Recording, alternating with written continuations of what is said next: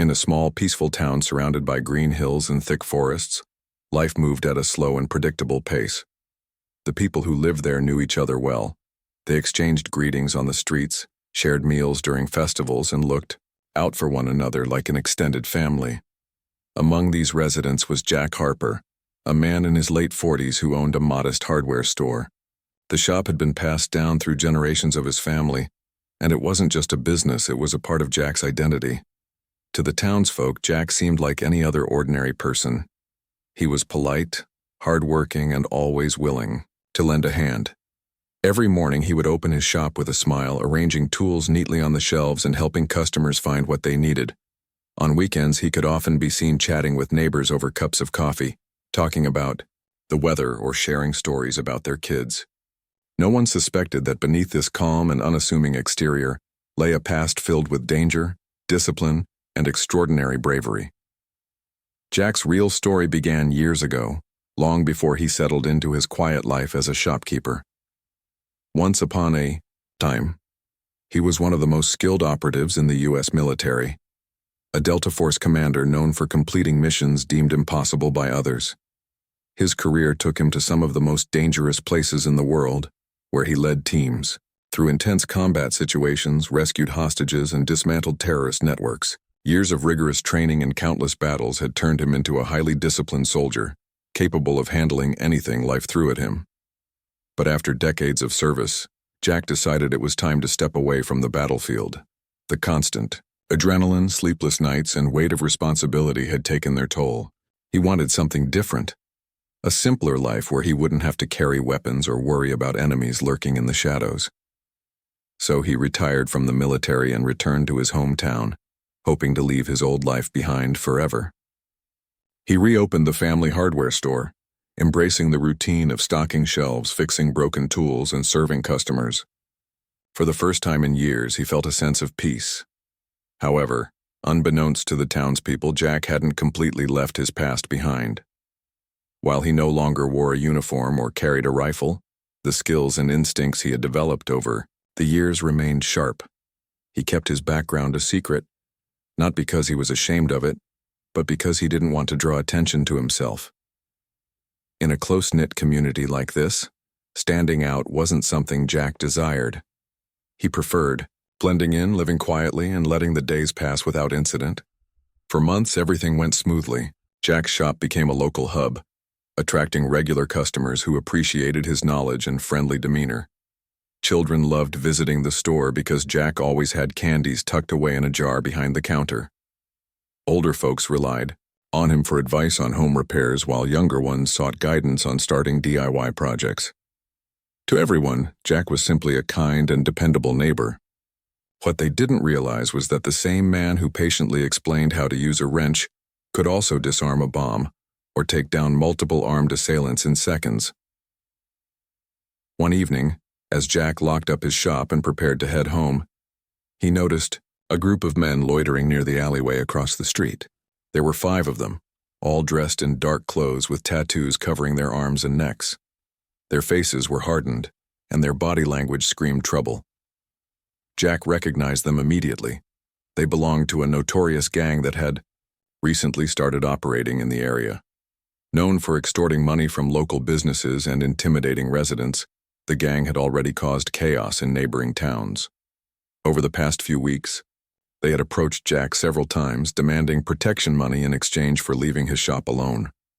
Each time, Jack politely refused, explaining that his business barely made enough profit to cover expenses.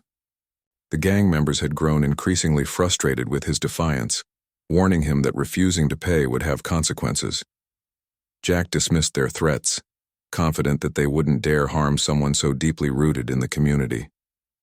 After all, he reasoned, even criminals needed to maintain appearances to avoid drawing too much attention.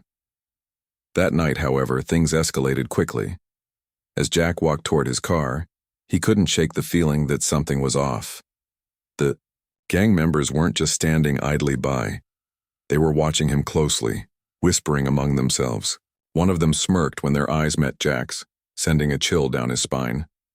Though Jack's instincts screamed at him to stay alert, he chose to ignore the unease and drove home, telling himself it was probably nothing. Later that night, around midnight, the sound of shattering glass jolted Jack awake. At first, he thought it might be an animal knocking over trash cans outside. But then he heard distant shouts and the unmistakable crackle of flames. Throwing on a jacket, he rushed outside to investigate. The sight that greeted him stopped him. Cold. Thick black smoke billowed into the sky, illuminated by roaring orange flames. His heart sank as he realized the source. The hardware store he had worked so hard to rebuild was engulfed in fire. Neighbors poured out of their homes, staring in horror at the inferno consuming Jack's livelihood. Fire trucks arrived within minutes, sirens wailing, but it was already too late. The building collapsed under the intense heat, reduced to smoldering rubble. As firefighters battled the blaze, curious onlookers gathered, murmuring theories about what might have caused the disaster. Some speculated it was an electrical fault, while others wondered if it could have been an accident involving flammable materials. Amidst the chaos, Jack stood silently, his expression unreadable. Inside, however, emotions raged like the fire itself. Shock, anger, grief, and disbelief. Decades of memories, hard work, and family history had been destroyed in a matter of hours. Yet what truly burned inside Jack was something far more dangerous than rage.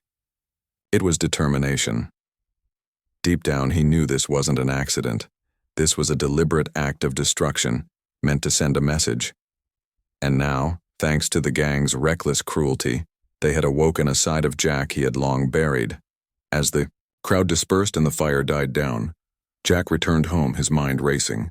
He replayed the events leading up to the arson attack, piecing together clues. The gang members' threatening behavior earlier that evening suddenly made perfect sense. They hadn't just been trying to intimidate him, they had been planning this all along. By destroying his shop, they hoped to break him, to force him into submission. But what they failed to understand was that breaking Jack Harper wasn't going to be easy. The next morning, Jack sat alone in his kitchen, staring at the charred remains of his shop visible through the window. A lifetime of discipline and training kicked in, pushing aside fear and despair. He reminded himself of who he once was, a Delta Force commander trained to handle the worst situations imaginable. If anyone could turn this tragedy into justice, it was him. Slowly but surely, a plan began forming in his mind. The gang may have burned his shop, but they had no idea what they had unleashed. The morning after the fire, Jack Harper woke up with a clarity he hadn't felt in years. His shop was gone, reduced to ashes, but his mind was sharper than ever. The quiet life he had built for himself had been shattered, not just by the flames, but by the arrogance of those who thought they could intimidate him. As he sipped his coffee, staring out at the ruins, Jack realized that this wasn't just about revenge. It was about protecting the people he cared about. The gang's actions weren't just an attack on him, they were a threat to the entire town. If left unchecked, their violence would spread, consuming everything in its path. Jack knew he couldn't rely on the police or local authorities to handle the situation. The gang operated in shadows, using fear and corruption to stay one step ahead of the law. Even if the police investigated, there was little chance they'd gather enough evidence to hold anyone accountable. No, this was something Jack would have to deal with himself. But taking on an entire criminal organization wasn't something he could do impulsively. It required planning, precision, and patience, skills he had honed during his time in Delta Force. Over the next few days, Jack began gathering information. He started by observing the gang members' movements. From a distance, he watched them loiter near street corners, harass shopkeepers, and collect protection money from terrified business owners. Their cockiness was almost laughable. They didn't bother hiding their activities, assuming no one would dare challenge them. Jack noted their routines, identifying patterns in their behavior. Some patrolled specific areas at certain times of the day, while others frequented bars and pool halls late into the night. Each detail mattered, and Jack committed it all to memory. To blend in without raising suspicion, Jack adopted different disguises. One day, he dressed as a homeless man, sitting on a park bench with a newspaper covering his face. Another day, He posed as a delivery driver, dropping off packages near the gang's usual hangouts. He even spent an afternoon pretending to be a mechanic fixing cars outside a garage where several gang members gathered. Through these covert operations, Jack learned more about their inner workings. They weren't just a random group of thugs. They were part of a larger network with leaders calling the shots from behind the scenes. As Jack dug deeper, one name kept surfacing: Marcus Kane. Known as Kane the Snake, he was the ruthless leader of the gang. A former convict with a reputation for brutality, Kane ruled his crew with an iron fist. He was feared not only for his temper, but also for his cunning. Unlike many gang leaders who relied solely on intimidation, Kane understood the importance of strategy. He maintained control by exploiting weaknesses, pitting his own men against each other when necessary, and ensuring loyalty through both rewards and punishments. To dismantle the gang, Jack knew he'd need to take down Kane first. But before he could confront Kane, Jack needed to prepare. Decades had passed since he last stepped onto a battlefield, and though his skills were still sharp, his body wasn't as young as it used to be. He transformed his basement into a makeshift command center, equipping it with tools reminiscent of his Delta Force days. Old habits returned as he dusted off weapons stored away for emergencies: handguns, knives, and tactical gear, all meticulously maintained despite years of disuse. He also set up surveillance equipment, using cameras and listening devices to monitor the gang's activities. Physical preparation was equally important. Jack began training rigorously, pushing his body to its limits. He ran long distances to improve endurance, practiced hand-to-hand combat techniques to sharpen reflexes, and lifted weights to build strength. At night, he studied maps of the town, marking potential ambush points and escape routes. Every move was calculated, every decision deliberate. By the time he finished his preparations, Jack was no longer just a grieving shopkeeper. He was a soldier ready for war. Yet even as he planned his next steps, doubts crept into his mind.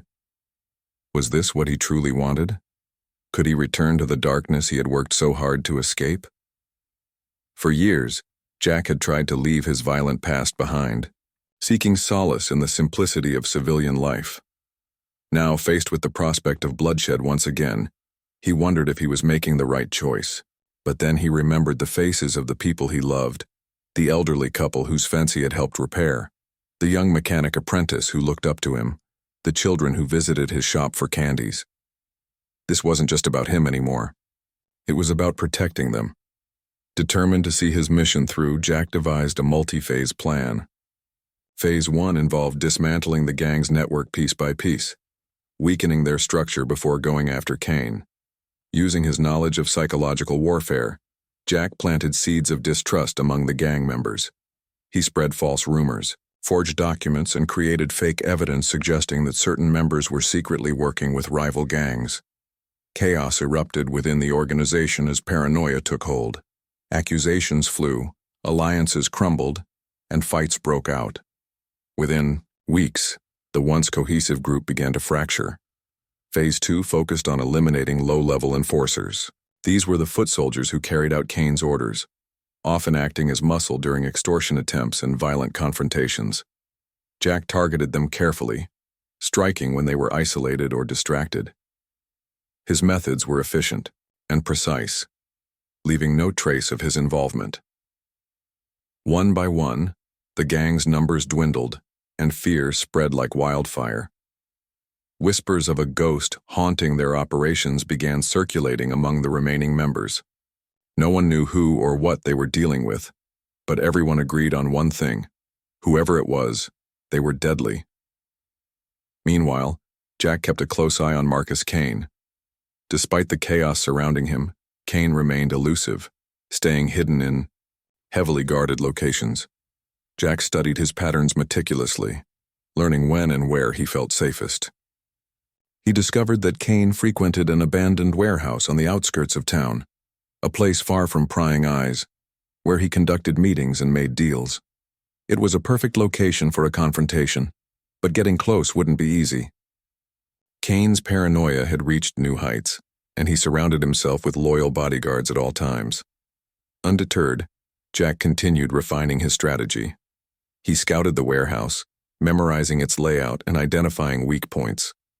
He tested various approaches, running simulations in his head until he was confident in his plan. Then he waited for the right moment to strike. Patience was key. Rushing in without proper preparation could mean failure, and failure wasn't an option. On the surface, life in the town seemed normal. Neighbors went about their daily routines, unaware of the storm brewing beneath the calm exterior. Jack resumed his role as a grieving shopkeeper, participating in community events and helping neighbors rebuild after the fire. To everyone else, he appeared broken, struggling to cope with the loss of his livelihood. Only Jack knew the truth. He wasn't broken. He was focused.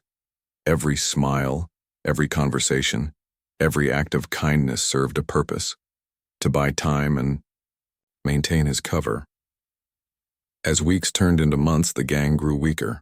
Their influence waned, and fewer businesses paid protection money.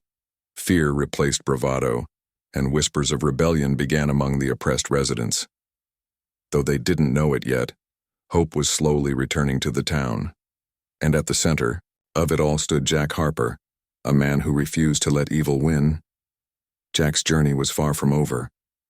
The hardest battles lay ahead, and confronting Marcus Kane would require every ounce of skill and determination he possessed.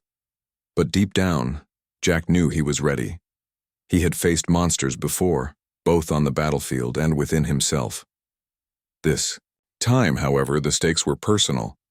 The gang may have burned his shop, but they had ignited a fire inside Jack, one that would burn brighter and hotter than anything they could imagine.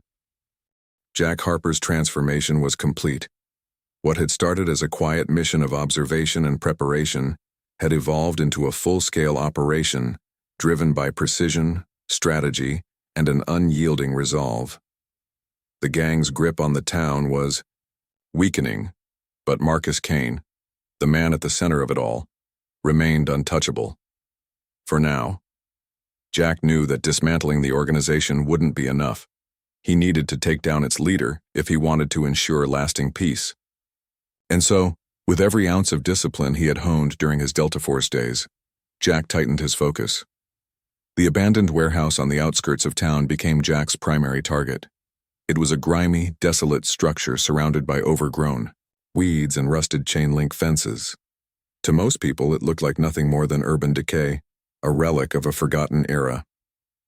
But to Kane and his crew, it was a fortress. They used it for meetings, deals, and planning operations, shielded from prying eyes. Jack observed it closely, studying every detail.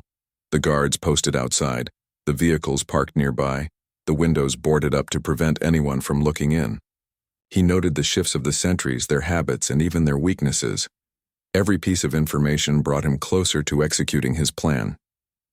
Phase 3 of Jack's strategy involved creating chaos within the gang's ranks. By now, paranoia had already taken root thanks to the false intel he had planted earlier. Members accused each other of betrayal, alliances crumbled, and trust evaporated. Jack capitalized on this instability by staging small yet impactful disruptions. One night he sabotaged the brakes of a car belonging to one of Kane's top lieutenants, causing it to crash harmlessly into a ditch. Another time he slipped anonymous notes under the doors of rival gang members, claiming that Kane was planning to sell them out to authorities. Each action sowed further discord, keeping the gang distracted while Jack prepared for the final phase. As tensions escalated, Kane grew increasingly paranoid. He doubled the number of guards around the warehouse and began traveling only with his most trusted enforcers. This made Jack's task harder but not impossible. If anything, it fueled his determination. He adapted his approach, using stealth and deception to stay one step ahead. On moonless nights, Jack would sneak close to the warehouse, planting listening devices and cameras to gather intelligence. He mapped out escape routes and identified blind spots where security was weakest. Slowly but surely, he pieced together a blueprint for success. One evening, as rain poured down in sheets, Jack decided it was time to strike. The weather worked in his favor, obscuring his movements and forcing the gang's guards to huddle indoors for shelter. Dressed in black tactical gear, his face obscured by a mask, Jack moved silently through the shadows. His years of training kicked in, guiding his every step. He avoided puddles to minimize noise, timed his movements between flashes of lightning, and relied on muscle memory to navigate the terrain.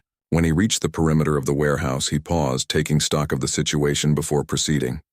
Inside, Kane sat at a makeshift table littered with maps, weapons, and stacks of cash. His demeanor was tense, his voice sharp as he barked orders at his men. "Someone's messing with us," he growled, slamming his fist on the table. "Find out who it is, or you'll all pay the price." His words carried a mixture of anger and fear, betraying the confidence he usually exuded. Jack listened intently, hidden just outside the cracked window. He memorized the layout of the room, noting the positions of Kane's bodyguards and the exits they guarded. Then, he slipped away, retreating back into the darkness to finalize his plan. Over the next few days, Jack gathered everything he needed: smoke grenades to disorient the guards, zip ties to restrain captives, and a silenced pistol for emergencies. He rehearsed his entry and exit strategies repeatedly, visualizing every possible scenario. Failure wasn't an option, not when so much was at stake. Finally, on a cold, foggy night, he set his plan into motion. Under the cover of darkness, Jack approached the warehouse once again. This time, however, he wasn't alone. With him were two decoys, mannequins dressed in dark clothing, rigged to look like intruders.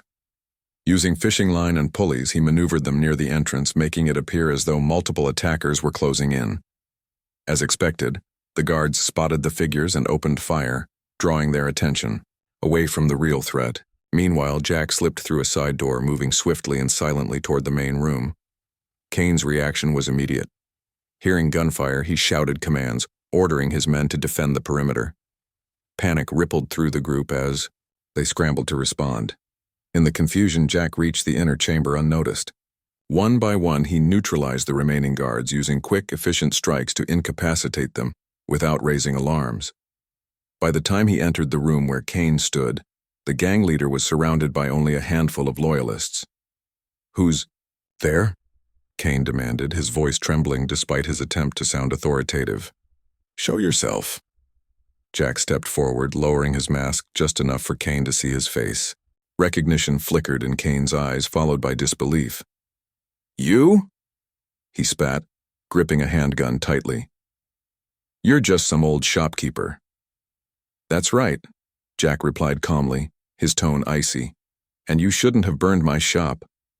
For a moment, neither man moved. Tension crackled in the air like static electricity. Then Kane lunged forward, firing wildly. But Jack was faster. Years of combat training allowed him to dodge the bullets and close the distance between them in seconds. A swift kick knocked the gun from Kane's hand, sending it skittering across the floor. Enraged, Kane swung at Jack with fists clenched, but his blows were clumsy and predictable. Jack countered effortlessly, delivering precise strikes that left Kane gasping for breath. Within moments, Kane was on his knees, defeated. His men lay unconscious or tied up, unable to interfere. Breathing heavily, Kane glared up at Jack, hatred burning in his eyes. "You think this ends here?" he snarled. "People like me always come back." "No," Jack said firmly, binding Kane's hands with zip ties. "You won't. Not this time." With Kane subdued, Jack activated a tracking device he had planted earlier, alerting local law enforcement to the warehouse's location. Sirens wailed in the distance as police cars sped toward the scene. Knowing the authorities would handle the rest, Jack melted back into the shadows, disappearing as mysteriously as he had arrived. Back in town, news of the raid spread quickly. Residents woke to find the gang's stronghold raided and its leaders arrested. Speculation ran wild about who could have pulled off such a daring operation.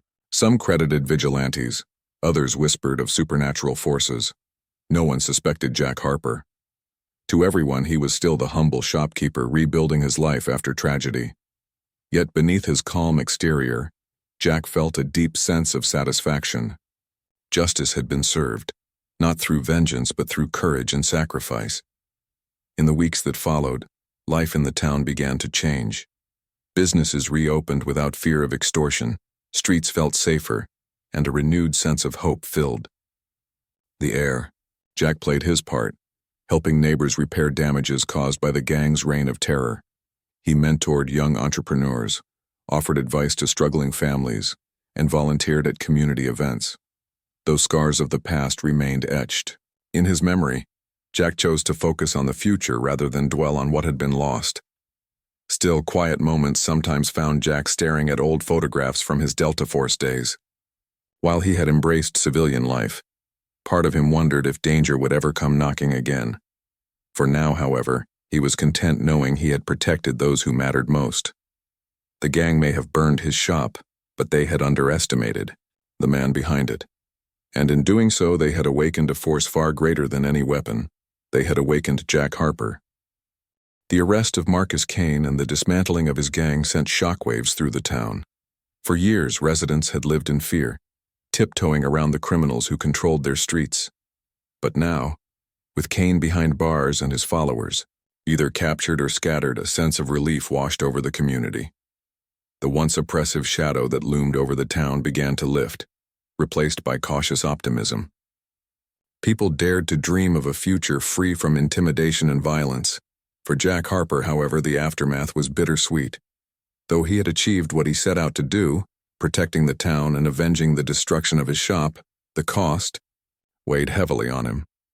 He had returned to the darkness he thought he'd left behind, tapping into skills and instincts honed during his Delta Force days. While he didn't regret his actions, he couldn't ignore the toll they took on his soul. Every punch thrown, every life disrupted, reminded him of the thin line between justice and vengeance. Yet as he walked through the town, seeing smiles replace fear on people's faces, he told himself it had been worth it. Life slowly returned to normal, or at least as close to normal as it could get. Without the constant threat of extortion and violence, businesses flourished. Shopkeepers no longer handed over hard-earned money to thugs. Instead, they invested in their stores, hiring more staff and expanding inventory. Families felt safe letting their children play outside again, and neighbors gathered for evening chats without glancing nervously over their shoulders. The transformation was remarkable, almost surreal after months of living under siege. Jack played a quiet but vital role in this recovery. Despite losing his hardware store, he refused to let despair consume him. Instead, he channeled his energy into helping others rebuild. Using salvaged materials from the ruins of his shop, he constructed makeshift tools and offered them to anyone in need. He spent hours teaching young mechanics how to fix cars, guiding homeowners through repairs and mentoring aspiring entrepreneurs eager to start their own businesses. His generosity became legendary, earning him even more respect than before. Yet despite his outward calm, Jack remained vigilant. He knew better than anyone that criminal organizations rarely disappeared completely. Even with Kane locked up, remnants of the gang still lurked in the shadows, waiting for an opportunity to regroup. To ensure the town stayed safe, Jack continued, monitoring suspicious activities, keeping tabs on former gang members who might try to reclaim power. He never let his guard down, knowing that complacency could undo everything he had fought for. One day, while walking through the market square, Jack noticed a familiar face watching him from across the street. It was Tommy Rivers, a teenager who used to visit his shop regularly. Tommy had always been curious about the tools and gadgets Jack sold, often peppering him with questions about how they worked. In many ways, Tommy reminded Jack of himself, at that age, eager, bright-eyed, and full of potential. But there was something different about Tommy now. Gone was the innocence Jack remembered. In its place was a hardened expression, one that didn't belong on someone so young. As their eyes met, Tommy hesitated, then turned and walked away quickly, disappearing into the crowd. Jack frowned, concern gnawing at him. Something wasn't right. That night, unable to shake the encounter off, Jack decided to investigate further. Under the cover of darkness, he followed Tommy to an abandoned garage on the edge of town. Peering through a cracked window, he saw a group of teenagers huddled together, passing around cash and bags filled with questionable items. Among them was Tommy, looking both nervous and defiant. Jack's heart sank. The boy he had known, a child with dreams of becoming a mechanic, was being drawn into the very world Jack had worked so hard to destroy. Jack didn't confront Tommy immediately. Instead, he observed from a distance, gathering information. Over the next few days, he learned that these kids were part of a new faction attempting to fill the void left by Kane's gang. They weren't seasoned criminals like their predecessors. They were impressionable youths lured by promises of quick money and power. Their leader, a charismatic dropout named Ray, preyed on their vulnerabilities, convincing them that crime was the only way to survive. Realizing the gravity of the situation, Jack knew he had to act, but not with force this time. These were children, not hardened criminals. They needed guidance, not punishment. Determined to steer them away from a dangerous path, Jack devised a plan. The next morning, Jack visited Tommy's house. The boy answered the door, visibly startled to see him. "Mr. Harper?" Tommy stammered, clearly unsure of what to say. "What are you doing here?" "I came to talk," Jack replied gently. "Can we sit down for a moment?" Reluctantly, Tommy led him inside. The house was modest, with peeling wallpaper and furniture that looked decades old. Jack could see the struggles etched into every corner, the same struggles that likely pushed Tommy toward bad choices. Sitting at the kitchen table, Jack spoke openly, sharing stories from his own past. He talked about growing up poor, feeling trapped, and searching for a way out. He admitted to making mistakes along the way, but emphasized the importance of finding purpose and staying true to oneself. "You're smart, Tommy," Jack said earnestly. "You've got talent. Don't waste it chasing something that'll only lead to trouble." Tommy listened quietly, his defenses slowly lowering. By the end of their conversation, tears glistened in his eyes. I wanted to help my mom," he confessed. "She works 2 jobs and we're barely getting by. When Ray said I could make easy money, I thought." "I understand," Jack interrupted softly. "But there are other ways to help your family. Let me show you." Over the following weeks, Jack took Tommy under his wing. He taught him advanced mechanics, introduced him to local business owners willing to hire apprentices, and helped him apply for scholarships. Slowly but surely, Tommy began to change. The desperation in his eyes faded, replaced by hope and determination. Seeing this transformation inspired Jack to reach out to the other teens involved in Ray's group. One by one, he approached them, offering alternatives to the destructive paths they were on. Not everyone accepted his help. Some clung stubbornly to the illusion of power that crime provided, refusing to believe they could succeed any other way. But for those who did listen, Jack became a lifeline, a mentor who believed in their potential when no one else did. Through patience and persistence, he managed to pull several of them back from the brink, giving them a chance to rewrite their futures. Meanwhile, Jack also kept pressure on Ray and his remaining followers. Using subtle tactics, he disrupted their operations, exposing their activities to authorities and turning public opinion against them.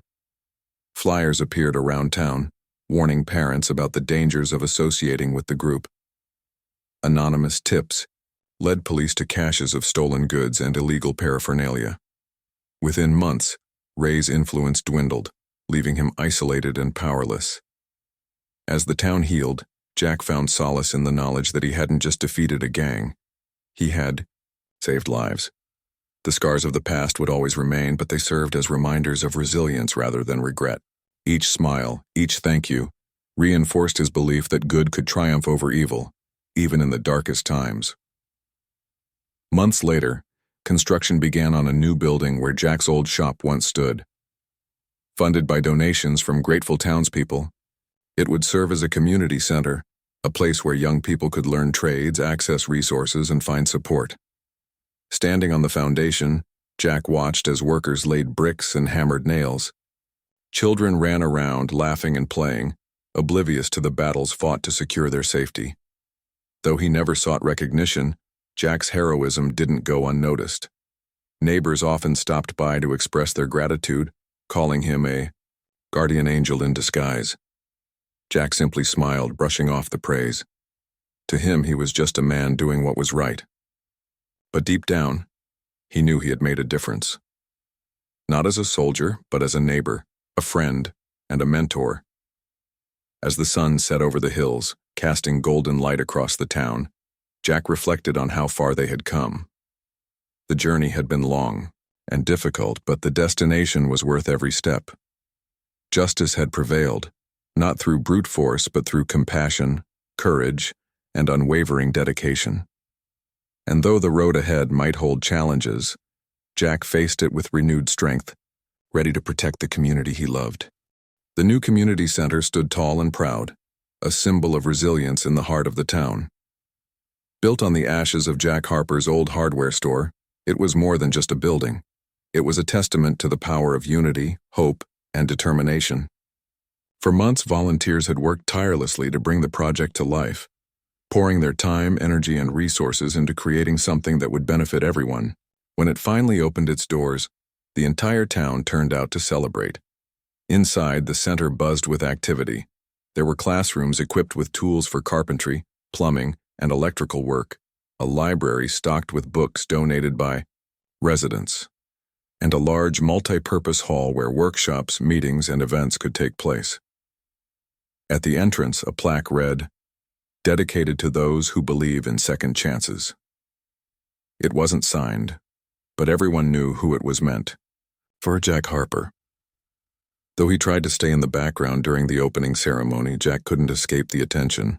Neighbors approached him with smiles and handshakes, thanking him not only for funding the project but also for being the driving force behind it.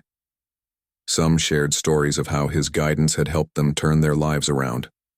Others simply hugged him, too overwhelmed with gratitude to speak. Jack accepted their praise humbly, deflecting much of the credit onto the community itself. "This isn't about me," he said when someone asked him to say a few words.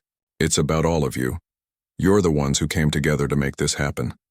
I just gave you a push." His modesty only endeared him further to the townsfolk. To them, Jack was no longer just the shopkeeper whose business had been destroyed.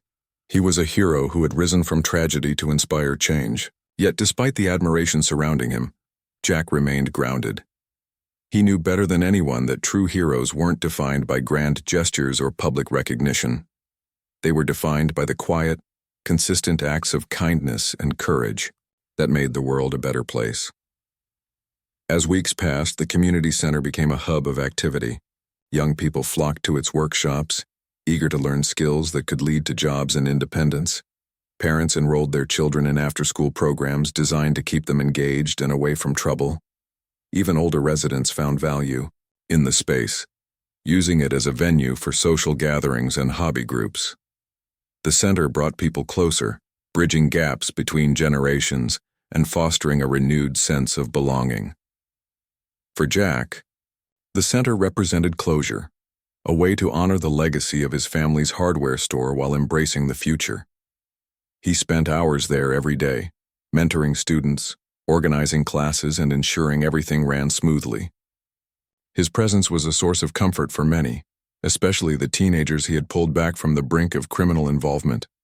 Seeing them thrive filled him with pride, reminding him why he had chosen this path in the first place. But even as the town flourished, Jack couldn't completely let go of the past. Late at night, when the streets were empty and silence enveloped the town, memories of his Delta Force days crept back into his mind.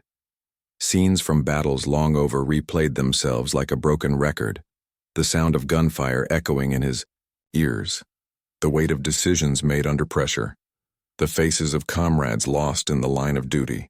These moments haunted him, not because he regretted his service, but because they reminded him of the darkness he had fought so hard to leave behind. One evening, as Jack sat alone in his kitchen nursing a cup of coffee, he heard a knock at the door. Opening it, he was surprised to see Tommy Rivers standing there, clutching a toolbox. The teenager looked nervous, shifting his weight from one foot to the other. "Hey, Mr. Harper," Tommy began hesitantly. I wanted to show you something." Curious, Jack stepped aside to let him in. Tommy placed the toolbox on the table and opened it, revealing an assortment of neatly organized tools. Each one gleamed as if freshly polished, and some bore custom engravings, Tommy's initials intertwined with intricate designs. "I made these myself," Tommy explained proudly. Well, mostly myself. You taught me how to fix things, but I thought maybe I could create them too. Jack examined the tools carefully, impressed by the craftsmanship. These are incredible, Tommy, he said sincerely. You've really come a long way. Tommy beamed, clearly thrilled by the compliment. Then his expression grew serious. I owe you everything, Mr. Harper. If it weren't for you, I'd probably still be running with Ray's crew, or worse. I don't know how to thank you. You already have, Jack replied gently. By choosing a better path. That's all the thanks I need. Their conversation lasted late into the night, touching on dreams, fears, and aspirations. By the time Tommy left, Jack felt a renewed sense of purpose. Helping others wasn't just about fixing problems. It was about planting seeds of hope that could grow into something extraordinary. And seeing Tommy transform from a troubled youth into a confident young man proved that the effort was worth it. Yet, as uplifting as these moments were, they didn't erase the lingering questions in Jack's mind. What would happen if another threat emerged? Could he step back into the role of protector without losing himself again? These uncertainties weighed heavily on him, keeping him awake long after the rest of the town had fallen asleep. One morning, while walking through the market square, Jack noticed a stranger leaning against a lamppost. The man wore sunglasses and a leather jacket, his posture relaxed yet alert. Something about him seemed out of place, though Jack couldn't pinpoint why. As their eyes met briefly, the stranger nodded slightly before turning and walking away. It was a subtle gesture, almost imperceptible, but it sent a chill down Jack's spine. Later that day, Jack decided to investigate, using techniques honed.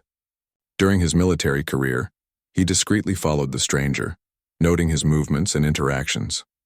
Over the next few days, he observed the man meeting with various individuals, including former members of Kane's gang. Though nothing overtly suspicious occurred, Jack's instincts told him trouble was brewing. Rather than confront the stranger directly, Jack opted for caution. He reached out to trusted contacts within law enforcement, sharing his concerns and providing details about the man's activities. Within days, undercover officers began monitoring the situation, gathering evidence to determine whether a new criminal organization was forming. While waiting for answers, Jack focused on strengthening the town's defenses. He organized self-defense classes at the community center, teaching participants basic techniques to protect themselves in dangerous situations. He also encouraged neighbors to report anything unusual, fostering a culture of vigilance without fear.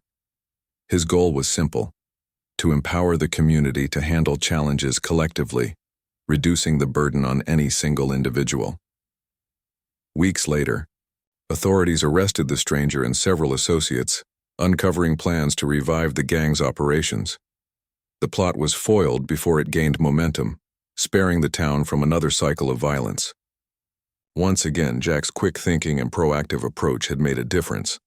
Despite the success, Jack couldn't shake the feeling that danger was never far away. Criminals always sought opportunities to exploit weakness, and small towns, like his, were often easy targets. Knowing this, he vowed to remain vigilant, balancing his desire for peace with the reality of an unpredictable world. As autumn leaves painted the town in shades of gold and crimson, Jack reflected on the journey that had brought him here. From the ashes of his shop to the rise of the community center, he had witnessed both destruction and renewal. Through it all, he had discovered that true strength lay not in fighting alone, but in inspiring others to stand together. Standing outside the center one evening, watching families laugh and children play, Jack allowed himself a rare moment of contentment. The road ahead might hold challenges, but he faced it with confidence, knowing he wasn't alone. The town had become his family, and together, they were unstoppable. Whatever came next, Jack Harper was ready. Winter arrived in the small town, bringing with it a crisp chill and blankets of snow that softened the landscape. The holidays were approaching, and the community center buzzed with festive energy. Strings of lights adorned its windows, wreaths hung on doors, and laughter echoed through its halls as families gathered for seasonal workshops and celebrations. For Jack Harper, this time of year was bittersweet. memories of past Christmases spent repairing toys or helping neighbors decorate. Their homes mingled with thoughts of the shop he had lost. Yet amidst the nostalgia, there was gratitude for the resilience of the town, the support of its people, and the new beginnings unfolding before him. Jack had always believed in second chances, but now he saw firsthand how transformative they could be. Tommy Rivers, once a troubled teen on the verge of joining a gang, was thriving. He had secured an apprenticeship at a local garage, earning praise from his boss for his skill and dedication. Other young people who had attended the center's programs were following similar paths, finding purpose and stability in trades they loved. Even parents expressed relief, saying their children seemed happier and more focused than ever. These stories gave Jack hope, not just for the future of the town, but for humanity itself. Still, life wasn't without its challenges. Though Marcus Kane remained behind bars and his gang dismantled, whispers of unrest occasionally surfaced. Former members of the organization tried to regroup, lured by promises of power and profit. Jack kept tabs on them, working closely with law enforcement to prevent any resurgence. His experience as a Delta Force commander made him uniquely qualified to anticipate threats, but he also relied on the strength of the community. Together, they formed a network of eyes and ears, ensuring no danger went unnoticed. One evening, as Jack walked home from the center, he noticed a figure sitting on a bench near the park. It was Sarah Bennett, a woman he had known casually for years. She ran the bakery downtown, famous for her pies and warm smile. But tonight, she looked different, exhausted, her shoulders slumped under the weight of unseen burdens. "Sarah?" Jack called out, approaching cautiously. "Is everything okay?" She glanced up, startled, then forced a weak smile. "Oh, Jack. I didn't see you there." He sat beside her, sensing she needed someone to talk to. "You look like you've got the world on your shoulders," he said gently. "What's going on?" For a moment, Sarah hesitated, as if deciding whether to open up. Then, tears welled in her eyes, and she began to speak. Her husband had recently left her, leaving her to raise their 2 young children alone. The bakery, which had been struggling even when he was around, was now on the verge of collapse. Bills were piling up, and she felt overwhelmed, unsure of how to keep going. Jack listened intently, offering words of encouragement and practical advice. By the end of their conversation, he promised to help however he could. Over the next few weeks, he rallied the community to support Sarah. Neighbors volunteered at the bakery during busy hours. Customers organized fundraisers, and the community center hosted events featuring her baked goods. Slowly but surely, the bakery began to recover, and Sarah regained her confidence. Moments like these reminded Jack why he had chosen this path. Protecting the town wasn't just about stopping criminals. It was about lifting people up when they fell, creating a safety net woven from compassion and solidarity. Every act of kindness, no matter how small, contributed to the greater good. As the year drew to a close, Jack found himself reflecting on his own journey. From the ashes of his hardware store to the rise of the community center, he had come full circle. The scars of the fire still lingered, the loss of his livelihood, the confrontation with Marcus Kane, but they no longer defined him. Instead, they served as reminders of what he had overcome and the lives he had touched along the way. On New Year's Eve, the town held a celebration at the community center. Tables groaned under the weight of homemade dishes. Music filled the air and children dashed around, laughing and playing games. At midnight, everyone gathered outside to watch fireworks light up the sky. As colorful bursts illuminated the darkness, Jack stood quietly at the edge of the crowd, observing the joy around him. Tommy approached him, holding a steaming mug of hot chocolate. "Happy New Year, Mr. Harper," he said, handing over the drink. "Thanks, Tommy," Jack replied, smiling. "And to you, too." They stood side by side, watching the display in comfortable silence. After a while, Tommy spoke again. "Do you think things will stay like this? Peaceful, I mean?" Jack considered the question carefully. "I don't know," he admitted. "There'll always be challenges, people trying to take shortcuts or cause trouble. But as long as we stick together, we can handle whatever comes our way. Tommy nodded thoughtfully. I'm glad you're here, Mr. Harper. You've done so much for all of us. Jack chuckled softly. I didn't do it alone. Everyone played a part. This town is strong because of its people. The fireworks ended and the crowd dispersed, heading indoors to continue the festivities.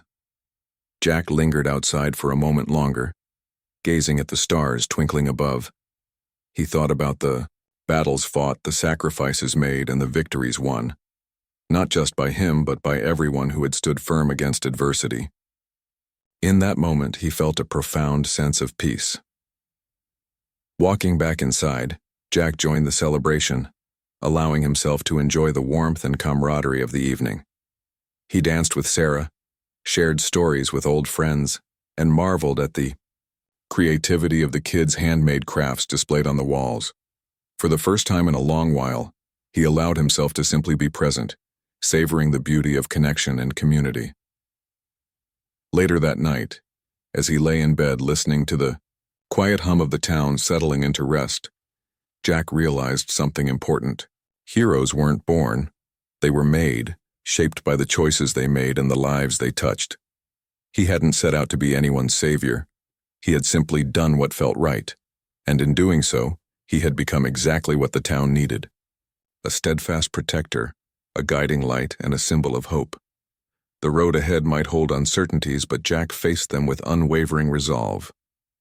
Whatever came next, whether it was another threat, a personal challenge, or simply the passage of time, he knew he would meet it head-on, armed with courage, wisdom, and the love of those around him.